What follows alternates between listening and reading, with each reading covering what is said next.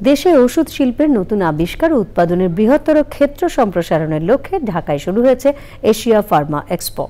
এর মাধ্যমে দেশের ওষুধ প্রস্তুতকারী শিল্প কারখানার আধুনিকতম প্রযুক্তি এবং কৌশল তুলে ধরা হবে। এই এক্সপোর মিডিয়া পার্টনার চ্যানেল আই।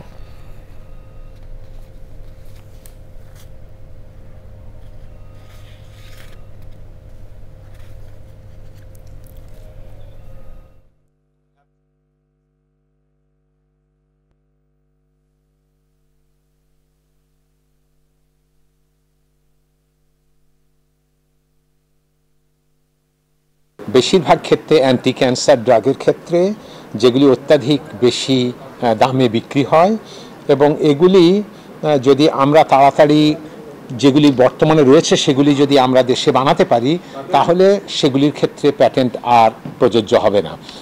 কিন্তু একটা সময়ে আমাদের ২৬ সালের গ্র্যাজুয়েশনের পরে ইন্টারনাল মার্কেটের জন্য, এক্সপোর্টের জন্য না, ইন্টারনাল মার্কেটের জন্য আমাদের বেশি দামে ওষুধ কিনতেই হবে, আর কোনো চয়েস নেই।